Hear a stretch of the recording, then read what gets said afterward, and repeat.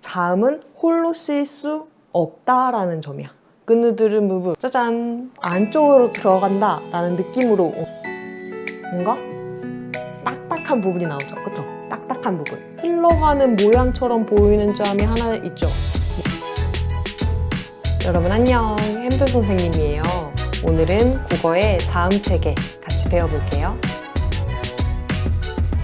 먼저 자음, 우리 자음 이런 거를 닷소리라고 해요. 닷소리? 어딘가에 닿아서 나는 소리라는 거야. 소리가 나오긴 나오는데 그냥 부드럽게 후 이렇게 나오는 게 아니라 어딘가에 부딪혀서 이렇게 닿아서 나오는 소리라는 거죠. 그래서 우리 자음을 닷소리라고 합니다. 그럼 모음은요? 모음은 어딘가에 방해를 받지 않고 나오는 소리예요. 모음은 이제 다음 시간에 같이 배울게요. 아무튼 자음, 우리 자음을 닷소리라고 합니다. 어딘가 닿아서 나는 소리, 닷소리. 공기가 발음기관을 통해서 이렇게 나오고 싶은데 그런 공기가 나올 때 발음기관에 어딘가에 닿아서 방해받아서 나오는 소리라는 뜻이죠. 그래서 기류, 공기 흐름이 이런 거를 기류라고 하죠. 기류가 발음기관에 방해를 받아서 나오는 소리를 우리 자음, 닷소리라고 합니다. 방해를, 아이고, 개구리.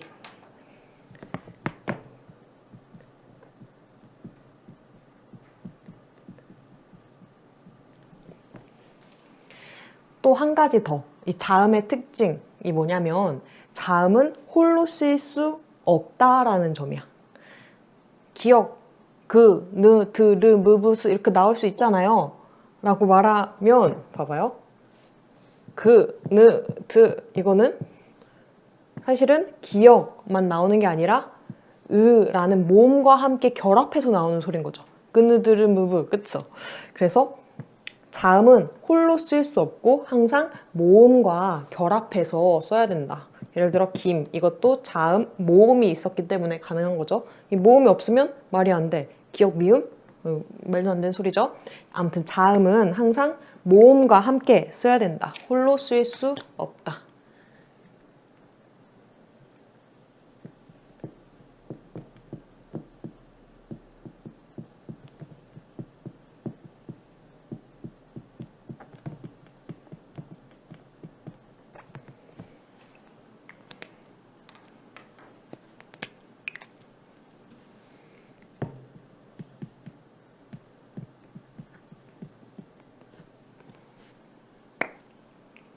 그러면 이제 현대국어 자음 체계표를 여기 화이트보드에 한번 적어 보도록 할게요.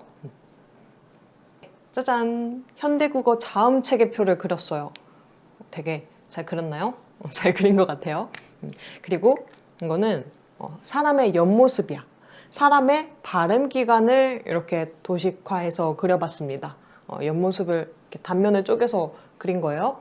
이거는 입술, 이거는 이빨, 이거는 혀, 이거는 입천장. 근데 입천장도 보면 딱딱한 부분도 있고 약간 말랑말랑한 부분도 있어요. 딱딱한 부분, 말랑말랑한 부분. 그리고 여기는 목청. 이따가 자음 체계표 할 때 요거 보면서 같이 보도록 할게요. 그래서 이 표는 현대국어 자음 체계표다. 중세국어 아니고 현대국어.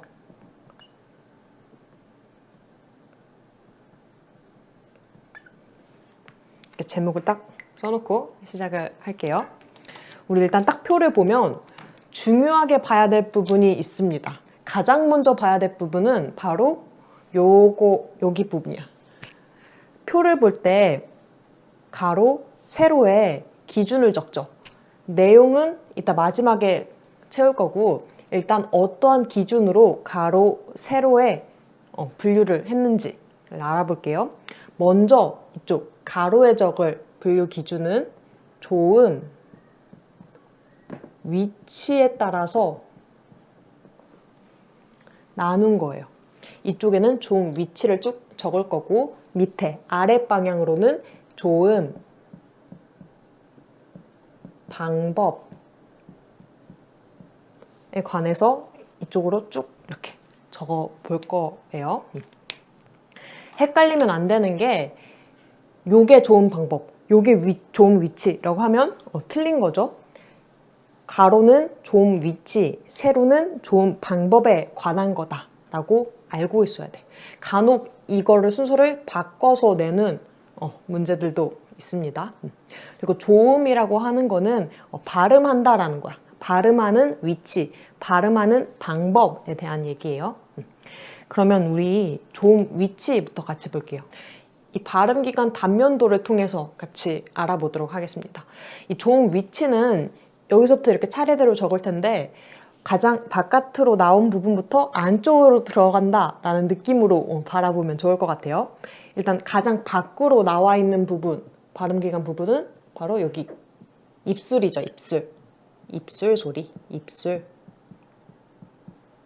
그럼 입술보다 조금 더 들어가면 여기 이가 보여요. 이를 둘러싸고 있는 윗 잇몸, 잇몸이 있죠. 두 번째는 잇몸 소리. 잇몸. 잇몸과 혀끝이 닿아서 나는 소리. 그 다음에 이제 잇몸보다도 더 안쪽으로 들어가면 우리 이 혀를 이렇게 한번 입천장을 이렇게 쓸어볼까요? 뭔가 딱딱한 부분이 나오죠. 그쵸? 딱딱한 부분. 그러한 딱딱한 입천장, 센 입천장이 나와요. 센 입천장 소리. 천.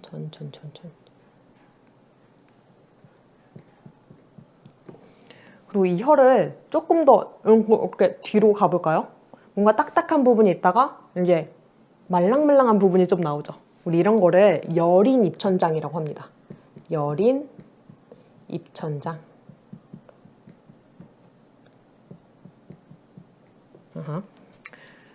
그리고 조금 더 가장 안쪽에 있는 목청. 그쵸? 목청 소리. 목청. 지금 입술부터 목청까지 조음 위치에 관한 얘기인 거죠. 조음 방법이 아니라 어디서 조음이 되냐, 어디서 발음이 되냐라는 얘기였어요. 지금 봤던 조음 위치를 좀 한자로 표현을 하면 사실 선생님은 이렇게 배웠어요. 고등학생 때 양순음이라고 하고 입술 소리는 양순음, 두 입술 소리. 잇몸 소리를 우리 치조음, 그리고 센 입천장 소리를 경구개음, 그리고 여린 입천장을 연구개음이라고 합니다. 그리고 마지막 목청 소리를 후음이라고 해요. 다 같은 얘기예요. 입술 소리, 잇몸 소리, 목청 소리. 그러면 우리 벌써 가로 부분은 채웠어. 그쵸? 그럼 이제 조음 방법, 세로 부분만 채우면 되겠죠? 조음 방법은 크게 안울림 소리와 울림 소리로 나눌 수 있죠. 이 안울림, 울림은 발음을 할 때 성대가 울리느냐 안 울리냐로 나눌 수 있는 거야. 선생님 근데 자음은 다 울리는 것 같은데요? 봐봐요. 그, 느, 드 다 울리는데요? 보면 방금 우리가 발음한 그 같은 경우는 사실 기억은 안 울림 소리예요. 이따 할 거지만. 근데 그 울려요. 사실 으라는 모음과 같이 결합해서 나오는 소리라서 그런 거죠. 모음은 모두 다 울림 소리야. 그래서 울린다라는 점 참고로 알아두세요. 그러면 먼저 안 울림 소리부터 나눌 건데 공기의 흐름이 어떻게 나오느냐에 따라서 세 가지로 한번 분류를 해볼게요. 자음은 공기 흐름이 뭔가 발음기관에 방해를 받고 나오는 소리랬죠. 그러면 어떻게 방해를 받느냐에 따라서 먼저 파열, 그리고 마찰 이렇게 나눠볼 수 있을 거예요. 파열이라는 거는 쉽게 말해서 터지는 소리야. 터지는 소리. 공기의 흐름을 막았다가 갑자기 팡 이렇게 터지는 소리죠. 발음기관에서 공기 흐름을 이렇게 막았다가 터트리는 소리. 우리 이런 거를 파열이라고 해. 마찰은 공기 흐름이 나올 때 입 안이나 목청의 통로를 좁혀가지고 뭔가 쓸리는 소리, 마찰돼서 나오는 소리예요. 쉽게 파열은 벙 터지는 소리라면 마찰은 슥 쓸리는 소리야. 그러면 그 중간에 이 두 개의 속성을 다 갖고 있는 파찰도 있습니다. 파열과 마찰을 섞은 단어처럼 보이죠? 파찰. 파찰은 그럼 뭐냐? 파열은 터지는 소리라며, 마찰은 슥 쓸리는 소리라며. 이 파찰은 두 개 다 일어나는 소리예요. 터지고 쓸리는 소리. 팡스, 팡스 이런 소리예요. 파찰. 그럼 이제 울림 소리 두 가지로 나눠볼 건데 크게 비음과 유음이 있습니다. 비, 코, 비. 코에서 나는 소리야. 코를 막으면 이상하게 나는 소리. 대표적으로 오나미가 있습니다. 이따 할 거겠지만 오나미, 어나미 소리가 좀 이상하게 나오죠. 뭔가 문제를 풀다 헷갈린다 하면 비음 헷갈린다 하면 코를 막고 소리를 내봐요. 소리를 내볼 때 뭔가 소리가 평상시랑 다르다. 그러면 코에서 나는 소리, 비음이겠죠. 유음은 뭔가 흐르는 소리야. 흘러가는 소리. 우리 자음 중에 흘러가는 모양처럼 보이는 자음이 하나 있죠. 뭐예요? 리을. 그쵸? 리을 한 가지가 있습니다. 네, 그러면 지금 우리 현대국어 자음체계 표 가로, 세로 다 채워봤어요. 이제 남은 거는 내용만 채우면 돼요. 각각 19개 자음을 여기에 적으면 되는 거죠. 사실 이렇게 기준, 이렇게 분류를 잘 해놓으면 이 내용 채우는 거는 그렇게 어렵지가 않습니다. 한번 채워볼게요. 그냥 선생님이 고등학생 때부터 이렇게 외웠는데 한번 공유를 해보고자 합니다. 우리 여름이 되면 어디를 가죠? 여름방학이 됐어. 방학이 되면 우리 보통 바다에 가죠. 바다 가자. 바다 뛰고 가. 자. 이렇게 쓰는 거예요. 어느 바다 갈까? 동해바다? 서해바다? 어느 바다 갈까? 당연히 서해바다 가야지. 서해. 그래, 바다 가자. 서해. 누구랑 갈 건데? 누구랑? 바로 며느리와. 괜찮나요? 바다 가자. 서해. 며느리와. 이렇게 외웁니다. 이렇게 써놓고 나면 이제 나머지는 비슷비슷한 것끼리 채울 수가 있어요. 비읍, 쌍비읍, 피읍.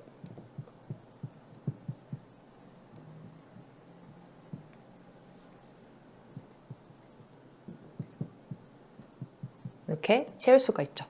이렇게 채우면 현대국어에 19개 자음이 다 들어간 거예요. 괜찮죠? 바다 가자. 어느 바다? 서해. 누구랑? 며느리와. 중요한 건 조금 띄고 이렇게 꺾어서 적는다라는 점. 좀 익숙해지도록 몇 번 이렇게 써보면 금방 익숙해질 거예요. 중요한 거는 이 표를 이제 해석하는 능력이 중요하겠죠. 예를 들어서 여기 부분, 비읍 부분 같이 볼게요. 이 비읍은 어디서 소리가 나죠? 부입술에서 소리가 나죠. 그래서 우리 입술 소리구나, 좋은 위치는 입술이구나, 양순음이구나를 알 수 있어요. 그러면 입술에서 어떻게 소리가 나는데 좋은 방법에 대해서 묻는다면 이렇게 터지는 소리, 막았다가 터트리는 방법으로 나오죠. 그래서 파열음이구나. 이 비읍은 입술 소리이자 파열음이구나를 알 수 있어요. 그럼 이제 기역 같이 볼게요. 이 기역은 뭔가 뒷부분에서 나. 이건 좀 더 앞부분에서 났죠. 입술 중에서. 이제 기역은 뒤에 여린 입천장, 말랑말랑한 부분과 혀의 뒤가 만나서 나는 소리입니다. 이렇게 혀라고 보면 혀 앞, 혀 뒤, 이렇게 나와서 나요. 그래서 기역 모양도 이렇게 생긴 게 혀 뒤가 이렇게 여린 입천장에 닿아서 나는 혀 모양을 좀 본떠서 나는 소리라고도 하네요. 네. 아무튼 기역은 여린 입천장에서 나는, 좋은 위치는 여린 입천장 소리, 좋은 방법은 파열음이구나. 각각에 해당하는 자음과 자음에 이렇게 세로 가로를 보면 좋은 위치와 좋은 방법이 나오죠. 네. 이 지읒 같은 경우에는 특히 파찰에서도 지읒 하나밖에 없어. 그리고 센 입천장 소리에서도 지읒 하나밖에 없죠. 그쵸? 얘밖에 없어. 그래서 생각보다 좀 시험에 자주 나오는 편이에요. 예. 만약에 이 빈칸을 치워놓고 기역 이렇게 만들어 놓는다면, 기호만 이렇게 딱 적어 놓는다면 여기에 해당하는 자음은 파열과 마찰의 성격을 모두 가지고 있으면서 센 입천장에서 소리가 납니다. 여기에 해당하는 자음은 무엇일까요? 하면 이렇게 지읒 3개 적어주면 되겠죠. 지읒, 쌍지읒, 지읒. 그쵸? 마찰 소리는 뭔가 입안에서 마찰을 일으키는 거야. 입안 통로가, 목청 통로가 좁아져서 쓸리듯이 나오는 소리. 그쵸? 특히 이 히읗 같은 경우에는 목청 소리, 후음에 해당하는 거예요. 단 한 개밖에 없죠. 얘도 마찬가지로. 네. 우리 비음은 코, 비, 코에서 나는 소리를 말한다고 했었죠. 코비, 오나미라고 선생님은 외웁니다. 오나미가 비음이에요. 유음, 흘러가는 소리, 리을 하나 있다라고 했죠. 그러면 왜 이렇게 현대국어 자음체계표 우리가 왜 배워야 되죠? 라고 묻는다면 우리 이제 뒤에 배울 음운의 변동을 배울 때 좀 더 알기 쉽기 때문이야. 음운의 변동이라는 거는 실제 쓰는 표기법과 발음할 때 차이가 있는데 왜 이렇게 발음하냐를 배우는 거거든요. 왜 음운이 이렇게 변동돼서 발음이 되냐라는 걸 배우는 거야. 쉽게 왜 그러냐라고 한다면 발음을 편하게 하기 위해서요. 그냥 발음 그렇게 하는 게 편하니까, 다른 이유 없어. 편하니까 그렇게 발음하는 거야. 결국 그 이유거든요. 그러면 왜 그렇게 하는 게 편한데? 왜 그렇게 발음하는 게 편한데?를 이 자음 체계표를 보면 더 쉽게 알 수 있습니다. 예를 들어서 한 가지만 말해 볼게요. 우리 비음화라는 게 있어요. 음운의 변동 중에. 지금은 물론 어려울 수 있어. 지금 잘 몰라도 괜찮아요. 이제 뒷부분에서 더 자세하게 잘 배울 테니까. 비음화라는 거는 비음이 된다라는 거야. 비음은 3가지가 있었죠. 오나미 이렇게 3가지가 있어. 이응, 니은, 미음이 되는 자음이라는 거야. 거기서 기역, 디귿, 비읍이 니은, 미음을 만나서 오나미가 된다. 이렇게 배우거든요. 각각 보면 그러면 왜 기역은 이응이 되고 왜 디귿은 니은이 되고 비읍은 미음이 되냐 이렇게 의문이 생길 수가 있어. 사실 이 기역이 이응되는 거는 좀 위치는 그대로지만 좋은 방법, 파열에서 비음으로만 바뀌는 거예요. 그냥 일자로 쭉 내려왔죠. 디귿 같은 경우에는 바로 일자로 쭉 니은으로 변하고 비음 같은 경우에는 일자로 쭉 미음으로 변하고. 그래서 각각 기역이 니은, 미음 만나서 비슷하게 비음처럼 발음되려고 이응, 니은, 미음으로 각각 변하는구나. 그렇게 해야 발음이 더 편하게 나오는구나. 이런 거를 우리 이 현대국어 자음 체계표를 배웠다면 쉽게 더 알 수 있습니다. 네. 그리고 하나 짚고 넘어가야 될 부분이 있어요. 뭐냐면 이런 비읍, 쌍비읍, 피읍 이런 거를 우리 각각 예사소리, 된소리, 그리고 거센소리라고 합니다. 우리 예사소리를 평음이라고도 하고 된소리를 우리 경음, 거센소리, 격음이라고도 합니다. 이렇게 3중 체계를 이루고 있다. 우리나라는 자음이 3중 체계를 이루고 있다라고 해요.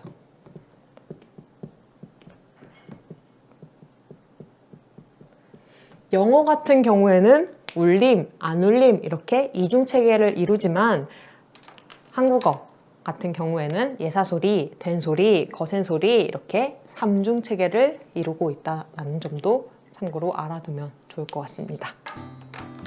네, 오늘 자음 체계 같이 배워봤습니다. 이 자음을 우리 닷소리라고 한다 그랬죠. 왜냐면 발음, 공기가 발음기관을 통해서 나올 때 어딘가에서 방해받아서 닿아서 나오기 때문에 닷소리라고 한다 그랬어요. 그리고 현대국어 자음체계표를 배웠습니다. 여기 이 표에서 중요한 점은 각각 가로, 세로의 기준점이 되는 것이 무엇인지, 하나는 좋은 위치, 하나는 좋은 방법이라는 점, 둘이 헷갈리면 안 된다라는 점이 있었어요. 그리고 이 내용을 채울 때 외우는 방법이 있었죠. 바다 가자. 어느 바다? 서해. 누구랑? 며느리와. 이렇게 외운다고 했습니다. 뭐 친구들마다 외우는 방법이 굉장히 다양해요. 어떤 친구는 바다족의 사효, 며느리야 이렇게 외운다고도 합니다. 각각 여러분들이 원하는 방법으로 외우면 좋을 것 같아요. 이 표는 암기하고 있을 때 암기하고 있어야 우리 문제 풀 때 조금 더 수월하거든요. 그래서 집에 빈 종이 혹은 노트가 있다면 우리 뭐 백지화라고 하나요? 한번 아무것도 보지 않고 이 표를 한번 그려보세요. 이 표를 그리다가 뭔가 막히는 부분이 있다 라고 하면 슬쩍 봤다가 다시 그려보고 또 슬쩍 봤다가 이렇게 연습을 하다 보면 어느 순간에 드디어 내 것이 되었구나, 드디어 외웠구나 이런 생각이 들 거예요. 그렇게 공부를 하시면 되고요. 네. 오늘은 이렇게 자음 체계를 배웠고 이제 다음 강의 시간에는 모음 체계를 배울 거거든요. 네. 여러분 오늘도 정말 수고 많으셨고요. 다음 강의 영상에서 만날게요. 안녕.